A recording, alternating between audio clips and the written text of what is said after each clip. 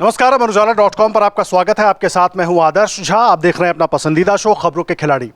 देखिए, वक्फ कानून, वक्फ bill pass हो गया, उसके बाद कानून में तब्दील हो गया, तमाम याचिकाएं सुप्रीम कोर्ट में पहुंच गई। सुप्रीम कोर्ट ने उन याचिकाओं पर जो टिप्पणी की है उसके बाद बहुत सारे सवाल उठ रहे हैं। याचिकाओं के कुछ ऐसे पॉइंट्स हैं जिसको लेकर सुप्रीम कोर्ट ने सीधे सरकार से सवाल पूछे हैं और उस पर स्पष्टीकरण देने को कहा है। अब सवाल ये है, कानून के जानकार इस पर अपनी राय रख रहे हैं, लेकिन इस पर जिस तरीके की सियासत हो रही है, क्या केंद्र सरकार सुप्रीम कोर्ट में वक्फ कानून मसले को लेकर और इसके जो कुछ पॉइंट्स हैं उसको लेकर फंसती हुई दिख रही है, मुश्किल में दिख रही है? ये बड़ा अहम हो जाता है क्योंकि जजों की तरफ से जो टिप्पणी की गई है उसको लेकर बहुत सारे सवाल उठ रहे हैं। अब सरकार जो भी स्पष्टीकरण दे, लेकिन फिलहाल अलग अलग पक्षों की अलग अलग राय इस पर है। क्या परिस्थिति बन रही है, जानने समझने के लिए सभी खास मेहमान हमारे साथ मौजूद हैं। राजकिशोर जी हमारे साथ मौजूद हैं, हमारे साथ अमर उजाला डिजिटल के संपादक जयदीप कार्णिक जी मौजूद हैं, अजय सेतिया जी मौजूद हैं, अनुराग वर्मा जी हमारे साथ हैं, रामकृपाल सिंह जी हैं और राकेश शुक्ल जी हैं। राजकिशोर सर, आपसे मैं शुरुआत करूंगा। क्या जिस तरीके की टिप्पणी सुप्रीम कोर्ट में अभी हुई है अलग अलग पॉइंट्स को लेकर, फंसती हुई दिख रही है केंद्र सरकार, या अभी एक बहस का एक हिस्सा है? जाहिर सी बात है, सुप्रीम कोर्ट को हर पक्ष को ठीक से देखना होगा, समझना होगा, फिर आगे बढ़ेगी कोर्ट। देखिए आदर्श जी, तो बड़ा ट्रिकी सवाल आपने पूछा है, क्योंकि देखिए अब कानून के वहाँ इतने बड़े बड़े जानकार खड़े हुए हैं, जब कपिल सिब्बल, अभिषेक मनु सिंघवी, राजीव धवन जैसे लोग इधर खड़े हुए हैं। लेकिन दो प्रश्न तो मेरे जहन में निश्चित तौर पर आ रहे हैं, और उससे पहले एक बात मैं कह देना चाहता हूँ। कंजक्चर्स और सवाल जो पूछे जा रहे हैं उसके आधार पर अगर आप उस सरकार को फंसता हुआ देख रहे हैं तो मुझे लगता है फिर आपको राफेल का मामला याद करना चाहिए। राफेल पे जिस तरीके से कंजक्चर्स आ रहे थे, उस पे टिप्पणियां आ रही थी सुप्रीम कोर्ट की, ऐसा लग रहा था भाई चौकीदार चोर है का नारा हिट हो जाएगा, लेकिन मोर बन गया किसका, पता ही है आपको। इस मामले में एक चीज़ आपको देखनी पड़ेगी। यहाँ पर दो तीन सवाल मतलब ज़रूर उठाना चाहूँगा कि भाई जो उठाया बीजेपी के नेता हैं या जो वकील हैं, उपाध्याय, क्या नाम उनका, नाम भूल रहा हूँ मैं, अश्विनी उपाध्याय, उन्होंने जो सवाल उठाया कि भाई कुल मिला के हम तो लेके गए थे ना वक्फ का मामला, और हमसे वक्फ के मामले में सुप्रीम कोर्ट ने कहा बताइए ना कि वक्फ ने आपकी कौन सी ज़मीन कब्जा कर ली है। तो हम तो जो है पूरे कागजात के साथ गए। तब उस समय सीजीआई चंद्रचूड़ साहब होते थे, उनका ये नॉट ए सिंगल वर्ड, आप इस पे बात नहीं करेंगे, हाई कोर्ट जाइए। यही बात विष्णु शंकर जैन कह रहे हैं कि भाई वक्फ के लेकर जो इनके पास ये लोग जब गए तो सारे हाई कोर्ट्स में 140 मामले चल रहे हैं अलग अलग हाई कोर्ट में, और यहाँ पर जब ये मुस्लिम पक्ष वहाँ पर जाता है तो उसके बाद सुप्रीम कोर्ट में सुनवाई। लेकिन ठीक है, ये सरकार ने एक अमेंडमेंट किया है, तो इसलिए शायद दो चीज़ों की तुलना करना, और ये योर ऑनर के जजमेंट पे तो हम लोग सवाल उठा नहीं सकते हैं कि किसको उनको सुनना नहीं सुनना। लेकिन हाँ, दो तीन चीज़ें जरूर है वहाँ पर। दो तीन टिप्पणियाँ जो हुई वो बड़ी मतलब मुझे समझ में नहीं आई किस आधार पे हुई है। जब ये कहा गया कि क्या किसी हिंदू ट्रस्ट में किसी क्या गैर हिंदू को रखा जाए, तो भैया मस्जिद की जो इंतजामिया कमेटी होती है, मंदिर के ट्रस्ट से उसकी तुलना हो सकती है।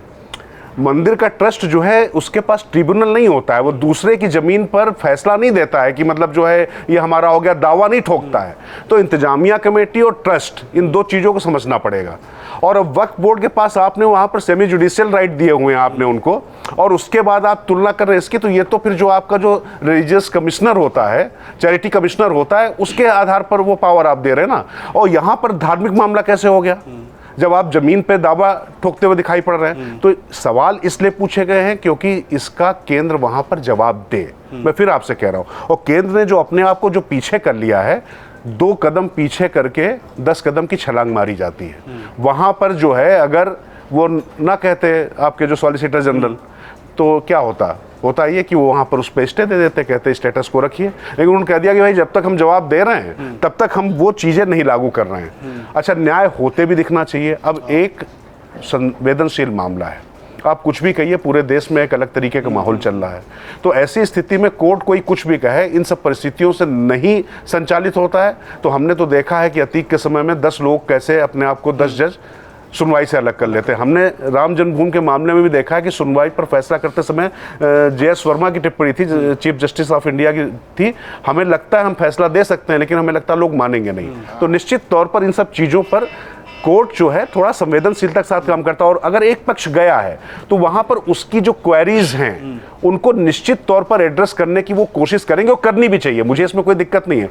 लेकिन जो लोग ये मान रहे हैं कि सरकार को झटका हो गया है, ये कानून वापस हो जाएगा, नहीं, वो वहां पर अभी जवाब देंगे, सवाल जवाब होंगे। और मेरे कहने या किसी और के कहने से चूंकि कुछ नहीं होता, वहाँ पर तथ्यों तर्कों के आधार पर। और आखिरी में एक बात और, मतलब राम की और कृष्ण की जन्म का सर्टिफिकेट तो मांगा जाएगा, उनका डोमिसाइल भी मांगा जाएगा, और 200 साल 300 साल उसका नहीं मांगा जाएगा। और आज़ादी के बाद के तो कागज़ कम से कम होने चाहिए ना, आज़ादी के बाद के कागज भी नहीं मांगे जाएंगे। मुझे लगता है कि ये सब जो चीज़ें चल रही हैं थोड़ा डाइवर्जन है।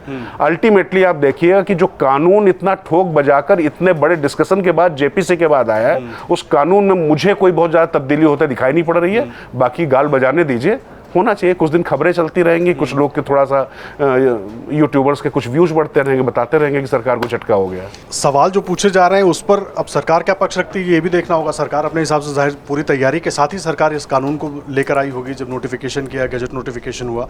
लेकिन एक बड़ा वर्ग है जो ये बता रहा है कि सरकार फंस गई है, और सरकार फंस इसलिए गई है कि जल्दबाजी में सरकार बिल ले आई, बिल को कानून में तब्दील कर दिया, और अब सरकार के पास जवाब नहीं है। ये पिक्चर बनाने की कोशिश हो रही है। आदर्श जी, एक सबसे इसमें मैं सबसे पहले ना अपने ही मीडिया के बंधुओं को मैं उनसे एक सवाल पूछना चाहूँगा कि जो कोर्ट की जो प्रोसीडिंग्स की जो कवरेज होती है उसमें भी आप जो सनसनीखेज बनाने की जो प्रतिस्पर्धा है उससे थोड़ा दूर रहना चाहिए। यहाँ पे होता क्या है, जिस तरह से आप चुनाव की कवरेज करते हो उसी तरह से कोर्ट की कवरेज करती है। सरकार को घेरा, सरकार को सुप्रीम कोर्ट ने सरकार को आड़े हाथों लिया, ये हेडलाइन बड़ी अच्छी लगती है, लेकिन ये हेडलाइन एक गलत मैसेज देती है। आम आदमी को कोर्ट में क्या चल रहा है, जो मुकदमा मतलब जो वक्फ बाई यूजर का एक मामला 2013 से आज तक चल रहा है। ऐसी स्थिति में भी अभी ये मामला कितने दिन चलेगा, क्या होगा, कुछ नहीं पता है। लेकिन जिस तरह से छोटे बड़े सारे मीडिया हाउसेस ने जिस तरह से इसकी रिपोर्टिंग करी, वो जनता को गलत मैसेज चला गया कि सरकार को आड़े हाथों ले लिया। ये बड़ी आम सी हेडलाइन है, ये हर डेस्क पे बैठा आदमी लिख के दे देगा आपको। दूसरी चीज क्या है, अगर आप जो कोर्ट के अंदर कार्रवाई हुई, बुधवार की कार्रवाई और बृहस्पति की कार्रवाई में दोनों में जमीन आसमान का फर्क था। बुधवार को जो सॉलिसिटर जनरल थे वो डिफेंसिव थे, और बृहस्पतिवार को वो कोर्ट को आगाह करते दिख रहे थे कि इसमें ये अगर ऐसा हुआ तो ऐसा हो सकता है। जो कोर्ट ने अभी दो बातें, जो रीस्ट्रक्चरिंग की बात करी और डीनोटिफिकेशन की बात करी, तो इन्होंने कहा ये तो हम अभी करने ही नहीं जा रहे हैं ना, ये तो हम सिर्फ बात कर रहे हैं कि ये प्रोविजन होना चाहिए। हम ऐसा नहीं कि आज लागू हुआ और कल से हम करेंगे। इसमें अगर आप दो तीन चीजों पर मैं बोलना चाहूंगा। इसमें 122 याचिकाएं सुप्रीम कोर्ट के पास पहुंची, और इसमें एक याचिका तो ऐसी थी कि वो राष्ट्रपति के दस्तखत के पहले ही पहुंच गई थी, ओवैसी जी की। इसमें जो ऐसी याचिकाओं में जो सबसे बड़ा एक जो उद्देश्य होता है अपनी पॉपुलैरिटी के लिए या अपनी नेतागिरी चमकाने के लिए, वो सुप्रीम कोर्ट ने सबसे पहले खत्म कर दिया है कि याचिकाएं या तो 5 वो पढ़ी जाएंगी, देखी जाएंगी जो पहले आई हैं, या फिर जो उसमें नाम किसी का नहीं होगा कि ये याचिका ओवैसी की है, ये याचिका अनुराग वर्मा की है, ये नहीं पढ़ा जाएगा, सिर्फ याचिका पढ़ी जाएगी। तो जो नेता बनने का, मुसलमानों का नेता बनने का जो स्कोप था वो सुप्रीम कोर्ट ने सबसे पहले खत्म कर दिया।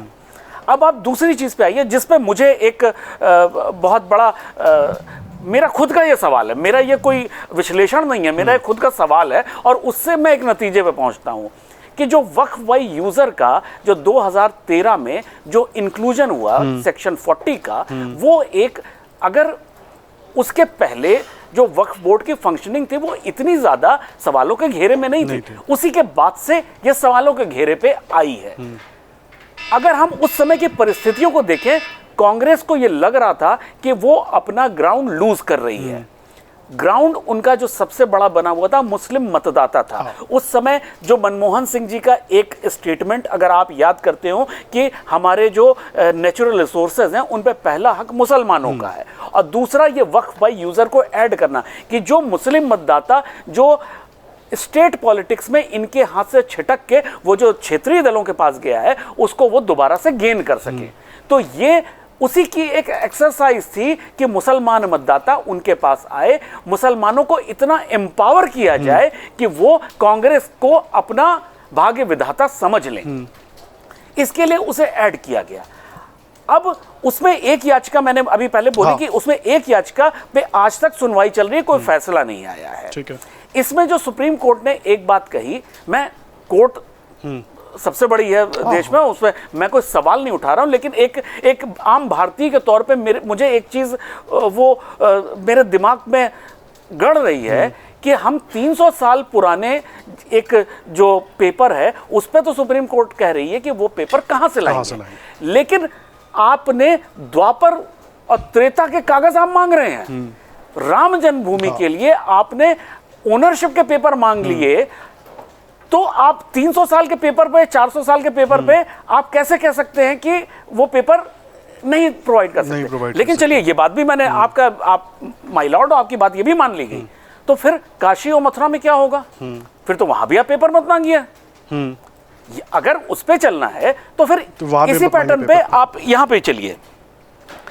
उसके बाद मैं एक जो बुधवार और बृहस्पतिवार के जो कार्यवाही में एक फर्क मैं बताऊं, जिस समय चीफ जस्टिस ऑफ इंडिया अपना फैसला लिखवा रहे थे, उस समय कपिल सिब्बल ने बीच में टोकने की कोशिश करी थी। जो वो आड़े हाथों लिया, उसको मैं क्लैरिफाई कर रहा हूं कि जब उन्होंने सेक्शन 40 पे कुछ लिखवाने की बात कही, तो उन्होंने चीफ जस्टिस ऑफ इंडिया ने कपिल सिब्बल को बाकायदा डांटा और उनको चुप रहने की सलाह दी।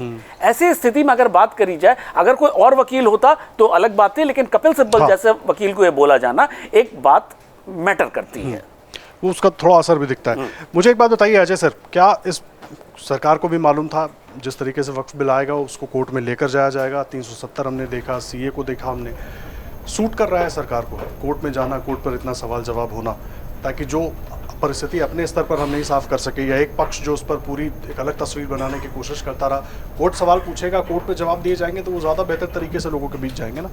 देखिए, इसके दो पहलू हैं। एक तो ये है कि न्यायालय में फैसला होना है और उसमें अभी फैसला कोई नहीं होने वाला, इस फैसला कई साल चलेगा। सवाल ये है कि अगर स्टे मिल गया, ये जो दो मुद्दों पर उन्होंने अभी अंतरिम स्टे एक हफ्ते के लिए दिया है, अगर वही स्टे हो जाता है तो फिर तो पर्पस सॉल्व नहीं हुआ। पर्पस सॉल्व नहीं होने का राजनीतिक फायदा भारतीय जनता पार्टी को होगा, क्योंकि इससे एक हिंदू मुस्लिम का सवाल फिर पैदा हो जाएगा कि जिस समस्या को सॉल्व करने की भाजपा ने कोशिश की, और ये कोई ऐसे ही नहीं हुआ, इतने सालों से लगातार याचिकाएं मिल रही थी, जहां जहां भाजपा के नेता जाते थे वहां सवाल उठाया जाता था कि वक्फ बोर्ड इस तरह की चीज़ें कर रहे हैं। तो उसकी लंबी प्रक्रिया के बाद, बल्कि नरेंद्र मोदी ने तो एक जगह पर यह भी कहा कि हमें 175 कुछ मुसलमान संगठनों ने इसके लिए वक्फ बोर्ड के लिए कहा था। तो ये सारी जो इतनी देश में प्रक्रिया चल रही थी, उसमें हिंदू जुड़ा है, इस कानून के साथ जुड़ा है, तो हिंदू उद्वेलित होगा अगर सुप्रीम कोर्ट इसको स्टे को परमानेंट कर देता है। तो उसका फायदा राजनीतिक तौर पर तो भारतीय जनता पार्टी को होगा ही। लेकिन सवाल दूसरे हैं। सवाल ये है कि क्या सुप्रीम कोर्ट का जो वर्तमान रुख है, जैसे कि राजकिशोर जी ने राफेल का उदाहरण दिया कि क्या वह बाद में रहने वाला है या नहीं रहने वाला, आज का रुख क्यों बना, उसकी वजह से दबी जुबान से चीफ जस्टिस ने कहा भी कि जो कुछ बंगाल में हो रहा है, जो हिंसा हो रही है, तो मुझे लगता है कि जो पहली दिन जो बुधवार को ये बात आई कि सरकार पर एक तरह से हावी होने की कोशिश सुप्रीम कोर्ट ने की है, अगले दिन जो थोड़ा सा रुख कमज़ोर हुआ है, 7 दिन बाद क्या होगा हम नहीं कह सकते हैं, लेकिन उसमें एक वजह बंगाल की हिंसा थी। तो इसका मतलब ये है कि क्या सुप्रीम कोर्ट दबाव में आ जाएगी?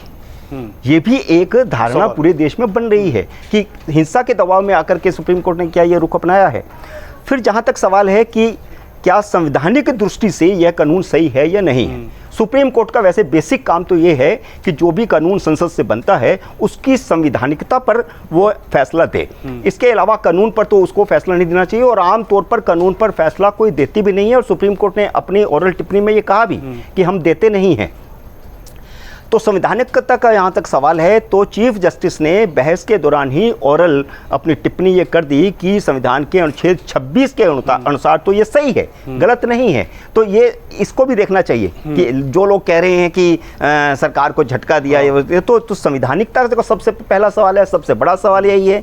जितने भी याचिकाएं दाखिल हुई हैं उनमें संवैधानिकता का सवाल उठाया गया है, तो संवैधानिकता पर तो सुप्रीम कोर्ट के चीफ जस्टिस की टिप्पणी आ गई है। तो इसलिए ये एक राजनीतिक बहस है, चलती रहेगी। लेकिन मेरा मानना यह है कि अगर ये जो दो मुद्दों पर स्टे लगा है, अगर वे स्टे स्थायी हो गया तो उसका आक्रोश जो पैदा होगा हिंदुओं में, उसका भाजपा को फायदा होगा। तो लेकिन जो बात अजय सर कह रहे हैं कि भाई बंगाल हिंसा को लेकर क्या कोर्ट, मतलब जो धारणा बन रही है कि क्या कोर्ट दबाव में आ गया है, और अगर जो जिन 2 पॉइंट का जिक्र भी कर रहे हैं रामकृपाल सर, अगर उस पर स्टे लगता है तो एक बड़ा वर्ग इधर भी तो आक्रोशित होगा, तो दबाव तो वो भी है, या बीच का रास्ता कि इसके जरिए बात बन जाएगी? देखिए 2 शब्द होते हैं कानून में हम लोगों ने, एक होता है डिक्टम, एक होता है वर्डिक्ट। यानी कई बार सब में वो है कि कुछ भी आप टिप्पणी करते जाइए, फलाना करते जाइए। वर्डिक्ट जो होती है, जिसको कहते हैं फैसला, ये जो भी 2 दिनों में मैंने बहुत ध्यान से चीज़ों को देखा है, इससे कोई निष्कर्ष निकालना, बचकाना होगा। और अगर सरकार के खिलाफ इतना बड़ा हो गया है और विपक्ष जीत गया है, तो एक बात बताइए, फिर ये प्रदर्शन क्यों हो रहे हैं? जो लोग वहाँ से आए ओवैसी से लेकर सबके चेहरे उतरे क्यों हैं भाई? देखिए कुछ भी नहीं होता। जो प्लेंट होती है उसमें ऐसे जो सवाल उठाए जाते हैं, जो जनरल था कि भाई इसमें हस्तक्षेप है, जज वो एक सवाल कर रहे हैं, वो सारी चीज़ें आएंगी। और इसलिए एक बात मैं बता दूं, ये अगर हमको मालूम है तो जज को हमसे ज़्यादा मालूम होगा कि एक विधायी प्रक्रिया होती है। इतने बड़े पैमाने पर डिस्कशन करके और सारी चीज़ों को इतना करके एक विधायिका ने एक चीज़ पास की है। जजेस को भी पता है कि 42nd अमेंडमेंट जब बना था, इंदिरा गांधी ने जो वो किया था, 44वां संशोधन विधेयक जो आया था, वो 42nd अमेंडमेंट के रूप में पास हुआ। उसमें 3 क्लास थे, उसी पर यह हुआ था। एक क्लास ये था कि right to property is not the basic structure of the constitution. पहली बात, उन्होंने सुप्रीम कोर्ट ने बताया कि basic structure of the constitution क्या है, उसमें राइट टू प्रॉपर्टी कहीं भी नहीं है। उसमें 5-6 चीज़ें हैं, federal character, this and that.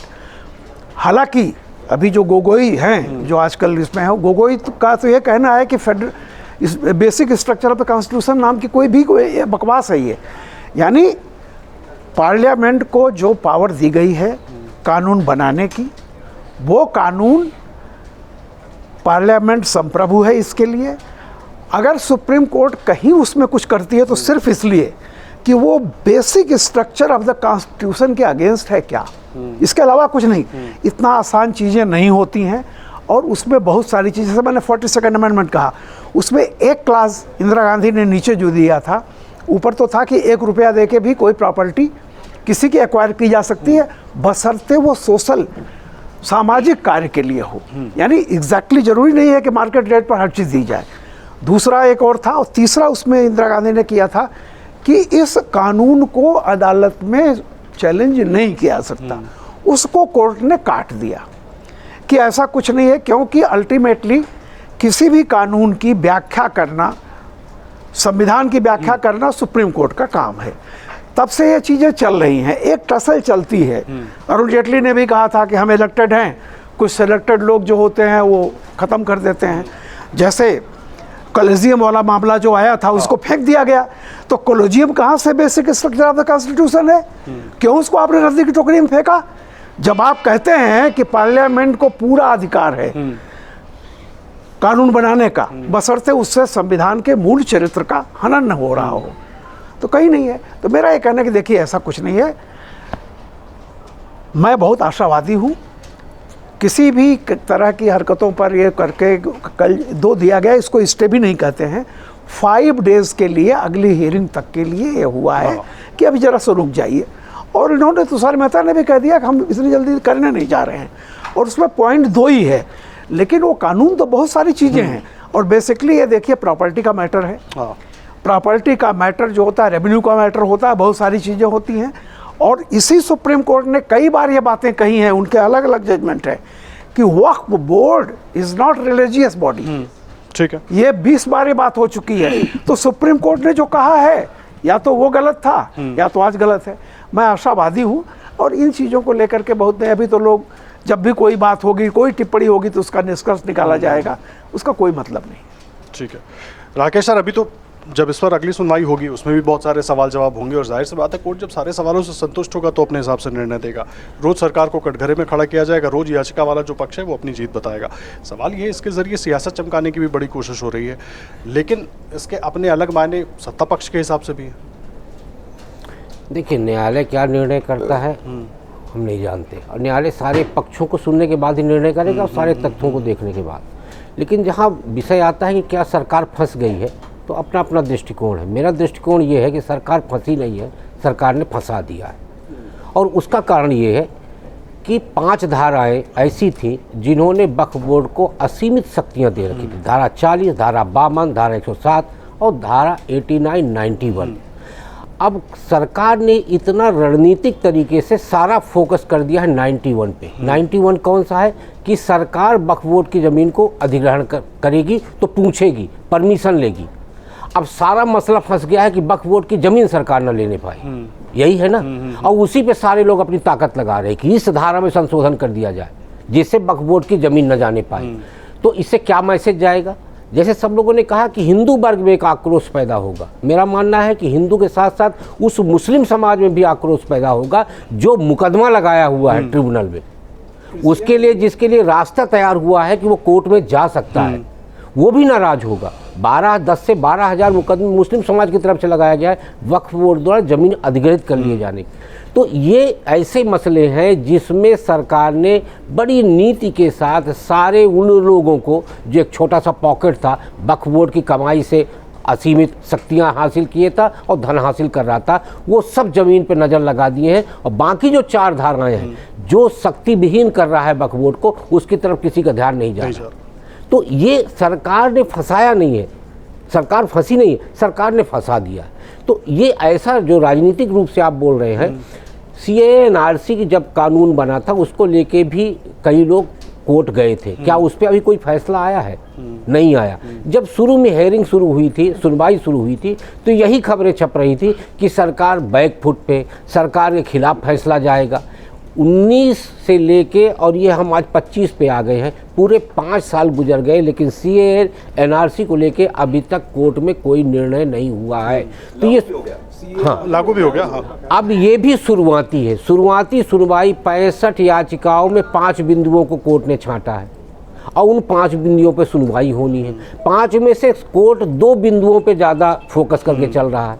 2 बिंदु कौन से? कलेक्टर वाला है, लैंड बाय यूज वाला है। तो यूजर वाले में भी एक सबसे बड़ा विषय जो अभी विषय आया कि कागज दीजिए, उसमें एक बड़ा विषय ये भी आएगा कि जब नवाबी कालखंड खत्म हुआ तो नवाबी कालखंड और मुगल कालखंड खत्म होने के दौरान जो नवाब और जो मुगल ये जान रहे थे कि अंग्रेज जब संपत्ति को हड़प लेगा, वो उन गरीबों द्वारा हड़पी गई ज़मीन, चाहे वो हिंदू रहा हो या मुसलमान रहा हो, उसकी ज़मीन को उन्होंने वक्फ में दे दिया। तो वो गरीब जो पीढ़ी दर पीढ़ी से अपनी संपत्ति को खो चुका है, तो वो ज़मीन जो हड़पी गई तो उसका कागज़ तो नहीं है ना। तो जब नहीं है तो वो आपने वक्फ को दे दिया, तो वक्फ के पास भी कागज़ कहाँ से आएगा? तो वो ज़मीन तो हिंदू की हुई, तो हिंदू की ज़मीन मुगलों ने हड़पा, मुगलों ने वक्फ को दे दिया। तो इसलिए जो कागज़ का फेर पड़ेगा तो उसमें कागज़ निकलेगा, क्योंकि अपने यहाँ एक सिद्धांत है कि व्यक्ति खत्म हो जाता है, धरती खत्म नहीं होती। और ख़ासकर जब रजिस्ट्री लिखा पढ़ी होती है तो पहले भी खतवा खतौनी चलता था, पहले भी लिखा पढ़ी होती थी, और वो जब सारे रिकॉर्ड खंगाले जाएंगे तो कहीं ना कहीं वो ज़मीन फिर से हिंदुओं की निकलेगी। जैसे राम जन्मभूमि पे भी तथ्य निकले हैं, अब मथुरा काशी वाले में भी तथ्य सामने आ रहे हैं, तो मुगलों द्वारा हड़पी गई ज़मीन पे भी तथ्य आएंगे। इसलिए सारा फोकस किस पे आ गया है? धारा 91 को जो बदला गया, उस धारा 91 पे सरकार ने फोकस कर दिया है। तो हम ये कहेंगे कि अपने यहाँ एक कहावत है कि कौआ कान ले गया, कान ले गया, तो हम कान नहीं टटोलते, कौआ की तरफ देखते हैं। तो सारे के सारे वो जो ज़मीन के हथियाए हुए लोग हैं वो कौआ के पीछे दौड़ रहे, और मुस्लिम समाज को भी कौआ दिखाने का प्रयास करें, क्योंकि जिस दिन वो कान टटोल लेंगे उस दिन इनके खिलाफ खड़े हो जाएंगे। ये बड़ी बात आप कह रहे हैं। जयदीप सर, तमाम बातें तो हो गई, लेकिन सबसे अहम यहाँ पर ये समझना है कि सरकार के आगे की रणनीति क्या रहेगी, क्योंकि सरकार के सामने चुनौती यही है कि जो भी दलील सरकार की तरफ से दी जाए कोर्ट उसको माने। अगर एक भी बदलाव होता है तो पूरा का पूरा विपक्ष सरकार के ऊपर ही अटैक कर देगा और उसी मुद्दे को लेकर अटैक कर देगा जो आरोप पहले लगाते रहे हैं। सर देखिए आदर्श, 5 मई को अगली सुनवाई है और 5 मई की सुनवाई से पहले अभी जो फिलहाल केवल टिप्पणियां हैं वो कोई कमेंट है, वो कोई निर्णय भी नहीं है, ऑब्जर्वेशन नहीं है, उस पर चर्चा होगी। लेकिन बहुत सारी बातें जो तथ्यात्मक हैं वो आ चुकी हैं कि इतनी सारी जो 122 याचिकाएं थी, पहले तो उनमें से छांट के अलग कर दिया, 5 बिंदु निकाल दिए। सबसे महत्वपूर्ण बात तो ये है कि अगर अभी जो संशोधन हुआ है कानून में वो सही नहीं है, संविधान सम्मत नहीं है, तो फिर 2013 वाला संशोधन भी संविधान सम्मत नहीं है। 13 के खिलाफ याचिका नहीं लगी तो इसका मतलब तो ये नहीं है। इसी पे फिर ये लगी है, पर उस पर कोई निर्णय अभी नहीं है। मैं कह रहा हूँ फिर उस पर भी यही फैसला आना चाहिए ना। अगर 13 वाला संशोधन कानूनी है, एकदम बढ़िया है, सब कुछ सही, तो ये भी बढ़िया है।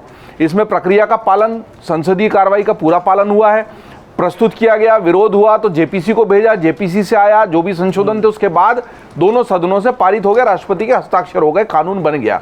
बात अगर इतनी सी है कि संविधान सम्मत है कि नहीं, तो 2013 का भी संविधान सम्मत है कि नहीं, तो ये 2 संशोधन एक दूसरे के बरक्स खड़े हो जाएंगे।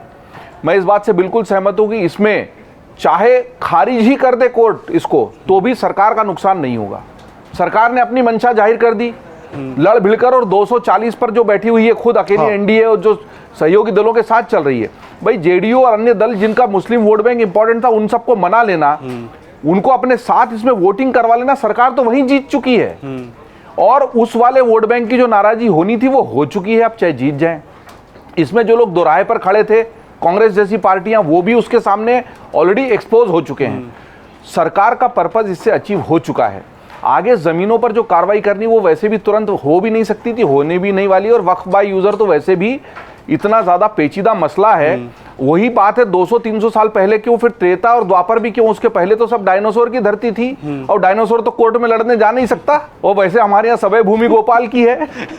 तो ऐसा है कि जमीन की लड़ाई जो है ना, वो समय के हिसाब से बदलती है। पहले सारा पानी ही पानी था, फिर धरती उभर कर ऊपर आ गई। कौन सी धरती और कौन से पानी के लिए कौन लड़ेगा, वो तो फिर बहुत ही बड़ा, जब हम त्रेता द्वापर पर चले गए तो मैंने कहा थोड़ा पीछे और चले जाएं। तो हाँ, फिर अमीबा है, तो सर अमीबा भी तो बाद में आया ना। अमीबा के पहले तो सृष्टि से पहले सत्य नहीं था, असत भी नहीं, तो ये तो फिर बहुत पीछे चले जाएंगे।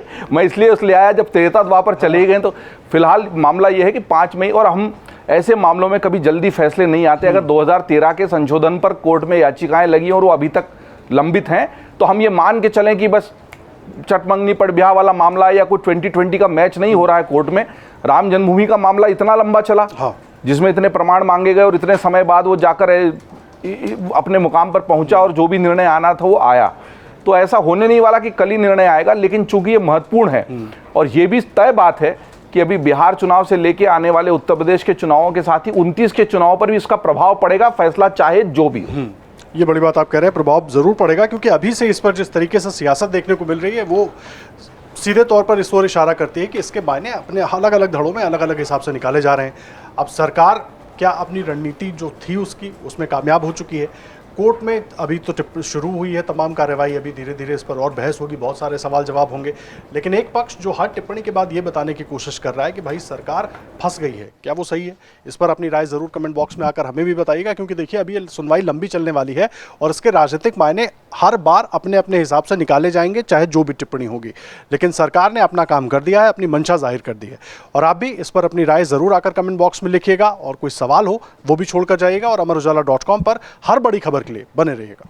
अगर आप ये वीडियो YouTube पर देख रहे हैं तो हमारे चैनल को सब्सक्राइब कर बेल आइकन दबाएं, और Facebook पर देख रहे हैं तो हमारे पेज को लाइक करें।